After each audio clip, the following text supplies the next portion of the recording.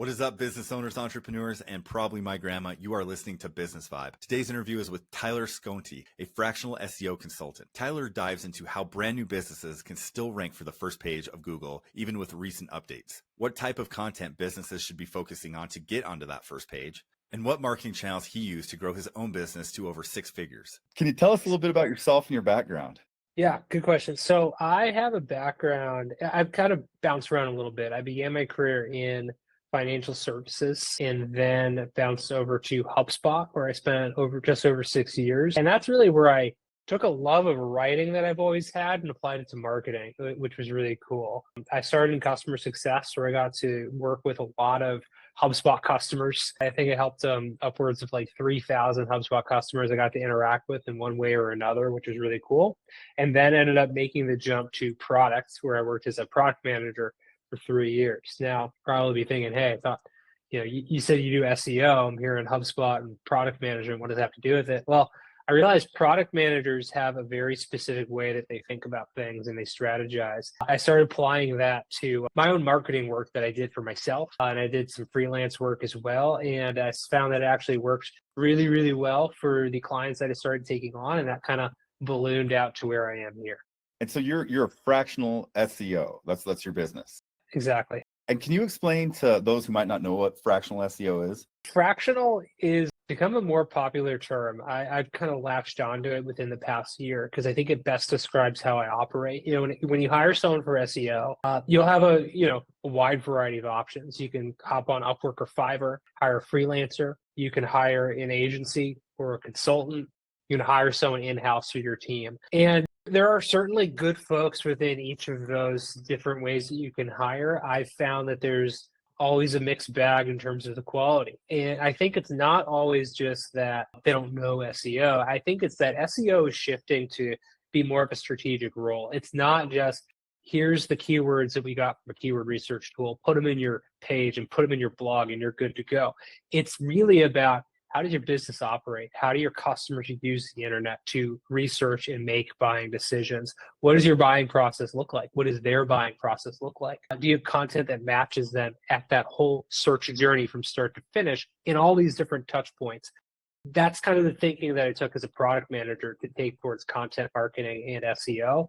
I found it works a lot better. And it's much more of a strategic role. So as a fractional SEO, it's basically like hiring someone to lead your team, but for much lower than the market rate of making a full-time hire. So I get to work with other different companies and kind of learn about their businesses and be on hand for their questions and provide that strategic guidance. What attracted you to the fractional model as opposed to working as in a full-time role with SEO? I've always wanted to run my own business. That's the main thing. Yeah, I love SEO. To an extent, I really enjoyed being a product manager as well. I think I'm better suited for marketing than product management, especially having done this full time for just over a year. But I've always wanted to run my own business, and it gives me the ability to talk to and interact with a lot of different companies, learn about them, constantly be challenged in that way, which is what I've really enjoyed. With somebody who runs a fractional SEO business, what can they make? So it kind of it'll depend on your experience, the industry or niche that you're in, and how many clients you can take on. When it comes to solo founders in SEO, in lucrative niches, you can easily make up to $250,000 a year just on your own. I broke, with Scionti, we broke 6 figures last year. I've been doing this in some way or another for like 5 years, in addition to being a product manager. It was kind of my nights and weekends gig to make extra money. And going full-time last year, we broke 6 figures. More of a difficult year than I anticipated. People were, the economy is a little tricky, but we still grown on track to grow 30% this year. And hopefully hit, our kind of next milestones at the core million mark and hopefully hit that soonish. Probably not this year, but maybe next year or the year after. When you were launching your business and starting to launch out on your own thing, what were kind of the first steps to take your idea and make that into an actual business?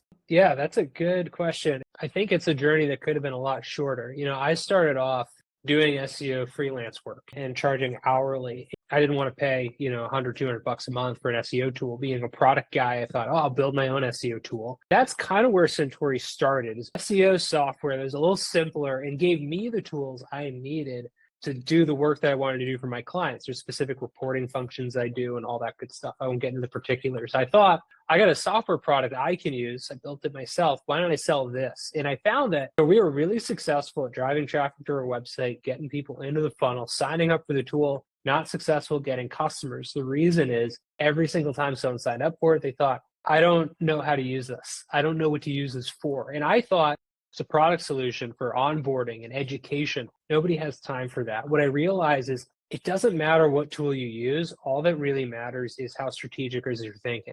Why are you picking some content topics versus the other? How good is your content? And I quickly realized, as within about a year or so, I needed to take more of a strategic focus and really get to know my customers and work with a small subset at a more involved role for them to be successful in SEO. And that's where it started. It was kind of like more of an SEO coaching is what I pitched it as. Along the time, I realized they need a little bit more than a coach. They need someone to really get involved in the guts of their business and lead their team. And that led to the fractional SEO, a term that I use today. What was that getting that first client like? So you said you're more of kind of like a consultant for them. What was that like to getting those first clients as far as that? What was that like? Yeah. My first freelance gig came off of Reddit. I'm still with them. This was like 6 years ago or 7 years ago. It was a while ago. I've been working with them. They're great. They sell shoe insoles online. They're a lot of fun. They've been a huge success story, but I found them on Reddit. It was on the For Hire subreddit. And that's kind of a mixed bag. I was very lucky to get this gig. It was just for an SEO audit that turned into, hey, this is actually pretty good. You want to continue to do some work? And then just kind of continued into a retainer that I charge today. For that first coaching client, that was a post on Indie Hackers.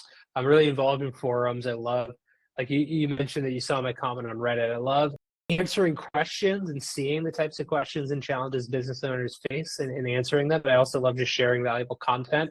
So I actually shared a post at Indie Hackers about how I failed to build an SEO software company, and I'm pivoting to offering more strategic guidance. And that led to a comment from one of the folks in the forum said, this is really interesting. I'd like to talk to you more. They ended up being a great client that I had for a few years. And it just snowballed from there as I started building up case studies and getting more referrals and all that good stuff. Before we move into the marketing area, how did you determine like your pricing model for your services? Yeah, good question. I tend to play a little fast and loose with pricing. I think this comes from just being at HubSpot and seeing how much HubSpot experimented with their product and how they packaged it and positioned it. I kind of take a view of pricing as when you're just starting out, you got to see what you can charge and not like kind of quote unquote get away with. See what people are willing to pay. And if people don't even question it, they say that's a no-brainer, you raise your price. And until people start saying, hey, I got to think about it, you keep raising your prices just to get a sense of what the market is willing to bear. And that's tough, right? SEO, you can pay someone $15, $20 an hour. And I bill at $200 an hour if you want a one-off consultation. It really comes into understanding your target market, who you're going after, how you communicate the value, and then finding, well, again, what are people willing to pay? I'm able to charge what I charge because I found enough people say, yeah, sure, I'll pay that.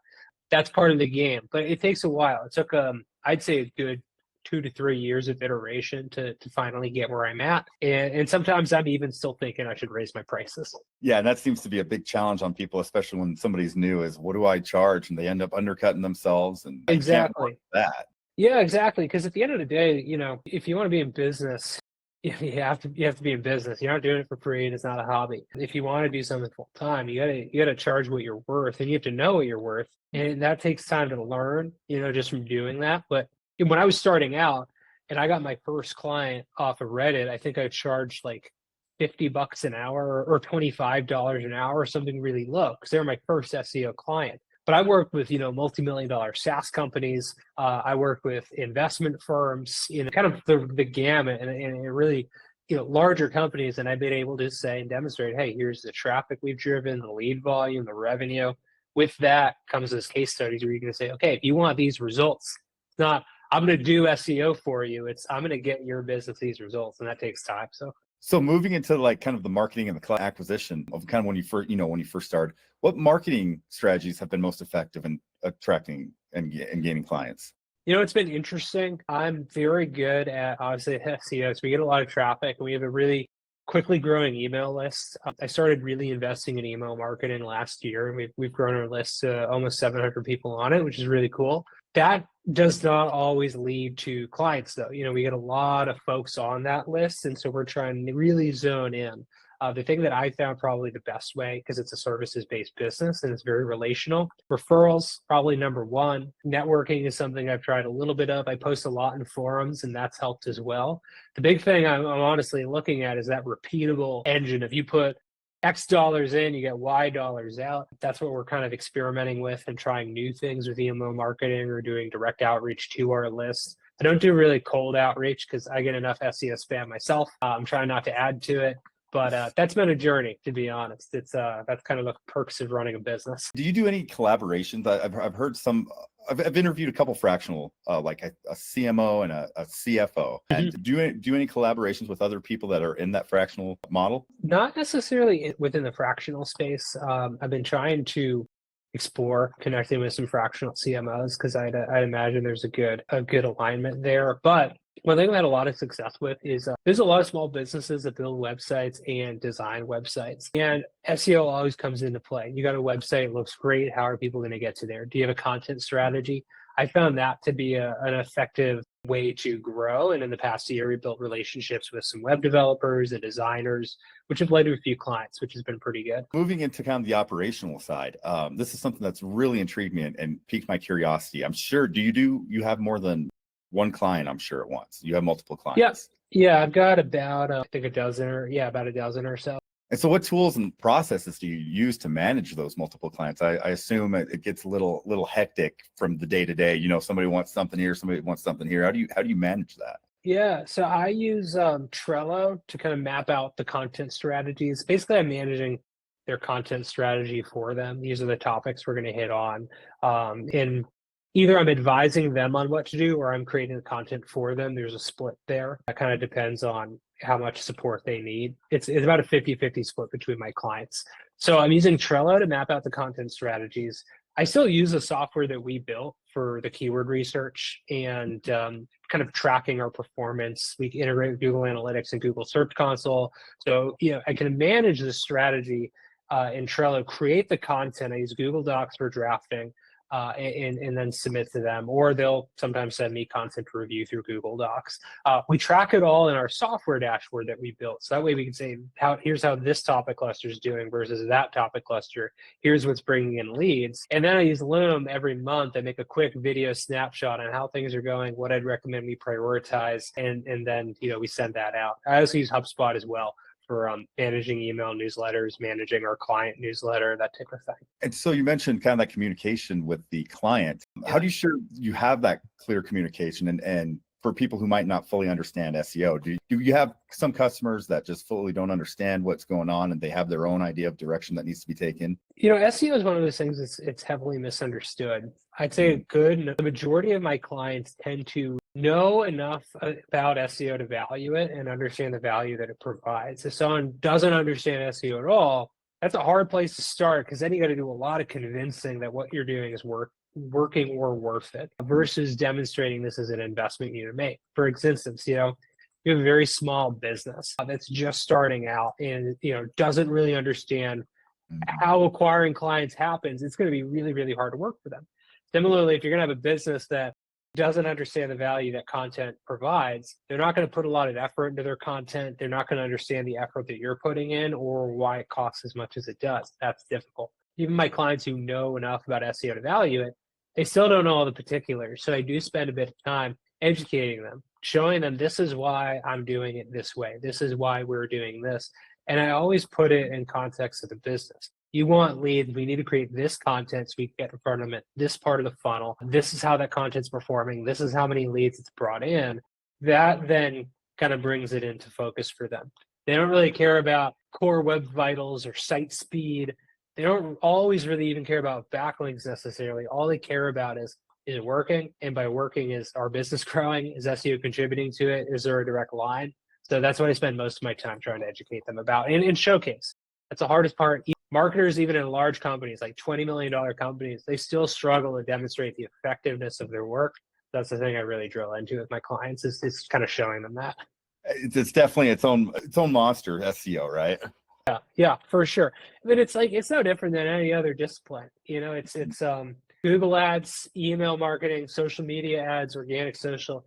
It's all about we got a message that we want to communicate. How do we get in front of our ICP, our ideal customer profile? And the better you understand why are they using that medium, what are they looking for, what type of content do they engage with, that's what sets you up for success. I think the hardest thing for a lot of people to get through is understand and have a little empathy for the user on the other end who's going to become a customer. Why are they on that? If you mix the message to the wrong platform, you end up falling flat. And that's the thing I really try to focus on as a strategy behind it and demonstrating that. One thing I was very excited about talking to you about when I was drafting the outline for this interview is, you read a lot online about how changes in SEO are impacting some businesses in a drastic way. So some of these businesses that are reporting being hit hard by recent algorithm updates, have you noticed a similar impact with your businesses or your clients? And if so, how have you adapted? Oh yeah, that's been a whirlwind to say the least. There's been a couple of things at play. There's the algorithm update, there's some spam updates. There's the AI search snippets, and Google's still trying to wrestle with and understand how to interpret the massive influx just in content being created, because there's a lot of AI generated content out there that's starting to flood the web at a faster pace. So you're talking about an SEO, like an SEO hurricane. And the thing that I found happen a lot of the times has been, and again, Google's mum on this, and not many, this is all conjecture. So take it with a huge, giant grain of salt. What I've seen with my websites, my clients and the websites I manage, Google's done a couple of things. Number one is they've almost culled a lot of keywords that websites rank for. If there are keywords, maybe you ranked on page 4 or 5 for, you got some search impressions for it, maybe a couple of clicks, but you weren't ranking very highly for it. Google just stopped showing your website for that. I saw that for a few clients. These are lost keywords. I've never seen this before. It flipped a switch in March. Google's been doing a lot more experimentation in the search results. The first page of search results has changed multiple times drastically. There are numerous times where I keep a close eye on my customers' faces, and I've never seen some of these competitors before. Google's always swapping the positions of sites. If you're ranking number 2, maybe they'll bump you down to 8 and see how spot 8 performs in number 2. Which site do people spend on longer? Which site converts the best? Google has this data. Google's almost been taking people from page 5 and putting them on page 1 and vice versa. The antidote to this, I found the best way to improve your chances at success is updating your old content. From almost every single time we've updated a client piece, we found that old websites and large websites were really hit. We have some clients who had a lot of traffic growth this year. They're newer websites or smaller sites. For our other clients, almost every piece of content that they updated, big jump up in performance. It really has been as simple as that to some extent, and also really refining what your website's about, really nailing, this is the topic we want to be an authority on. We're not going to spread out to a million other things. This is what we're the authority on. I found that worked pretty well. Google's trying to adjust, and that's really all SEO is paying attention to what works, what doesn't, what gets traffic, what content performs the best, how can you try and stay one step ahead of your competitors, and once you get that traffic, how do you convert it? That's the other big missing ingredient for most SEO folks. We got you this traffic, but getting that to convert is not our problem. That's ridiculous. That's the only thing that matters to the business. That's what pays your retainer. So that's the other big thing I've been really trying to refine is get the traffic that you can, keep the traffic that you get, but then you got to make sure you convert that traffic. And that's also helped people just navigate through. So if your traffic goes up and down, as long as your conversions are strong, that helps as well. And something I was dying to ask you, is it possible for new businesses that aren't aiming, in that local SEO realm to compete with businesses that are well established? Are they able to kind of come into the market and with, a certain campaign, or can they establish themselves? Yeah, for sure. You need a strategy. When it comes to new businesses, if you're thinking local SEO, that gets hard. You need reviews. That's the big thing. You need a Google business profile and you need reviews. That's the number one thing. So if I'm looking up a local business, I'm using Google Maps. Google really factors in reviews. But if you're, let's say, a software company or a services company where you service a very large area, maybe even internationally, still it's possible. It requires strategic thinking, and it requires a lot of patience as you go. I build out test websites just to see, can I rank a website? I've used AI to generate content for these. I've done it all human written. In either scenario, if you pick the right spot, if you have the right focus and strategy, if you create content that is valuable, it can grow. One of my websites, we've like 10x or more search impressions in the past year.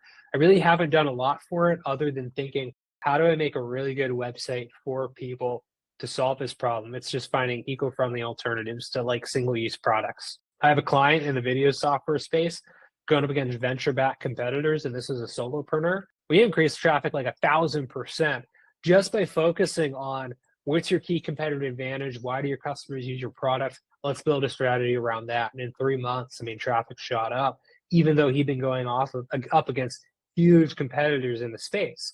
So it's possible. You just got to pick the right niche. You got to create really good content, really focus it, and pay attention to what works. If you kind of pick blog topics out of a hat and say, let's see if this one will work this week, that's a recipe for failure. But if you think, this is how we're going to create a website for our ICP, this is how we have a plan to get in front of them in this way and solve this specific problem, that tends to work a lot better. Before you come up with that strategy, do you do your research on what you could possibly do? Or how does that work if you're kind of a new business? Do you say, okay, before I really understand, I'm sure you have to understand your customer a little bit first, Yeah.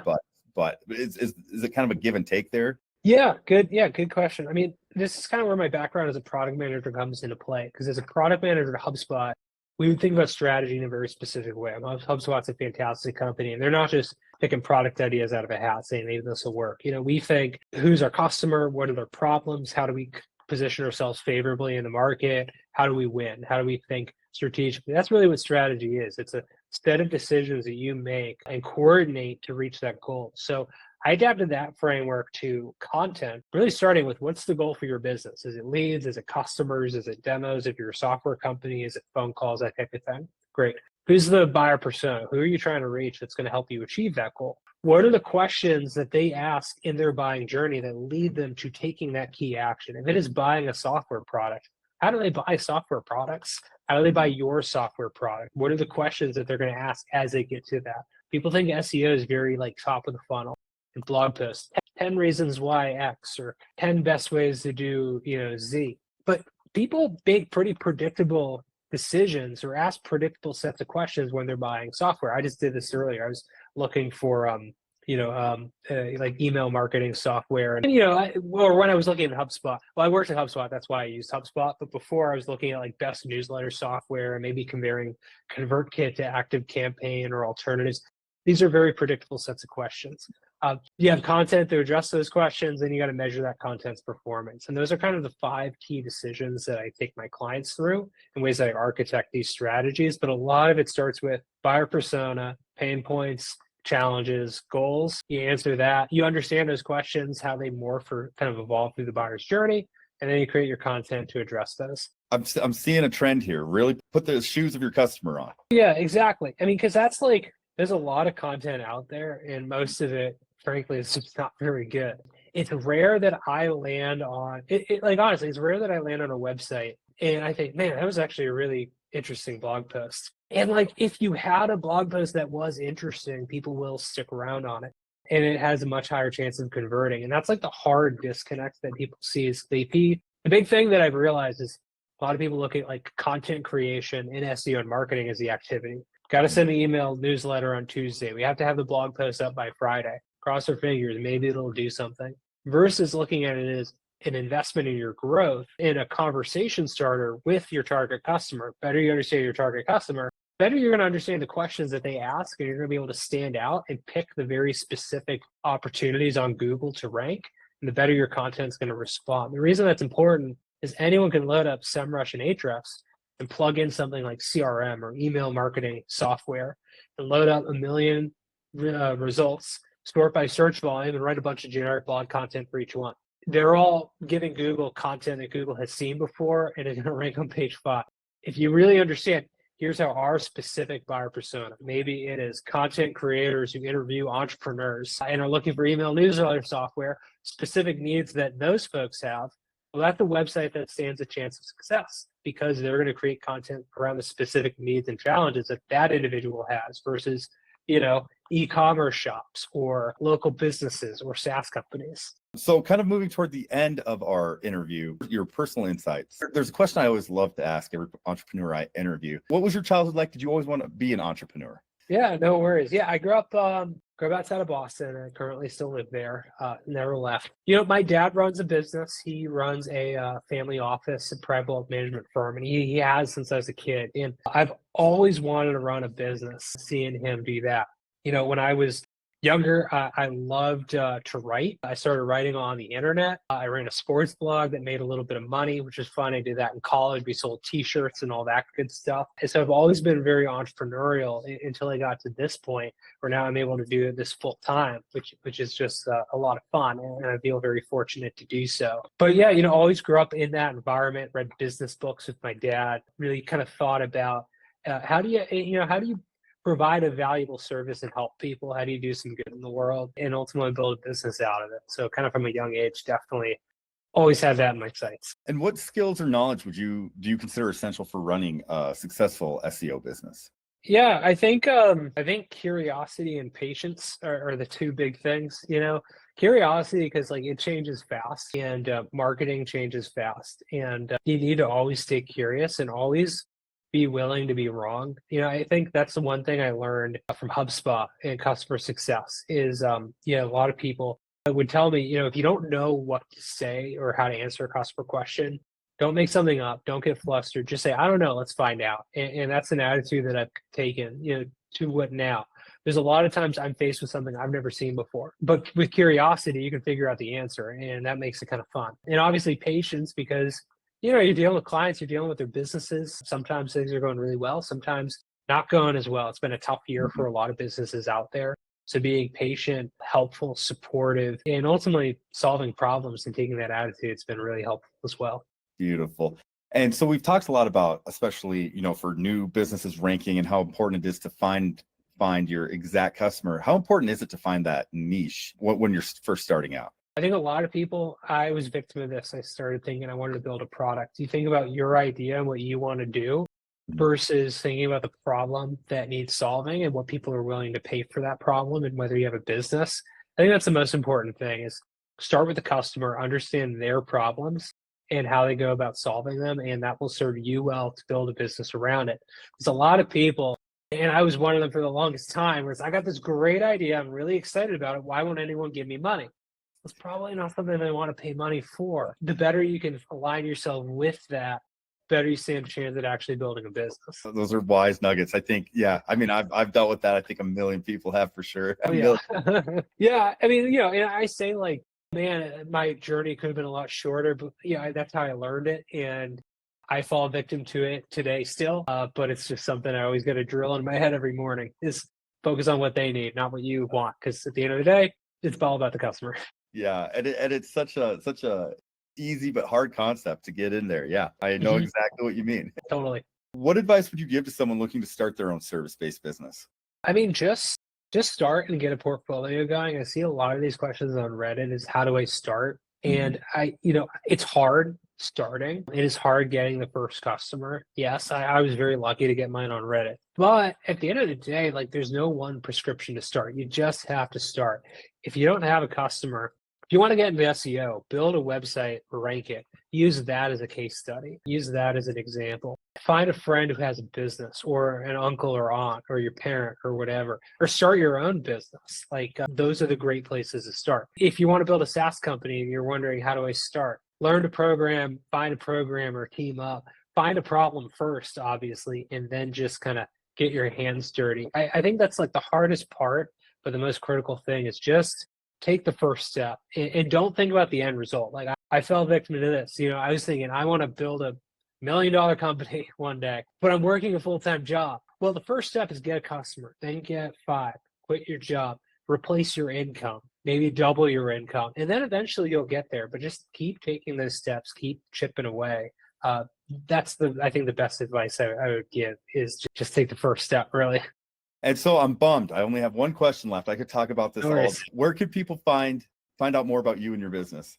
Yeah, so you can go to our website, centauri.io. So just head there to check us out, or you can connect with me on LinkedIn, Tyler Scionti. I don't think there's many Tyler Scionti, so just type that in the search bar. I'll probably come up. LinkedIn's really the only social I use nowadays. So that's probably the best way to connect with me. And obviously, you can check out our website and connect with us there.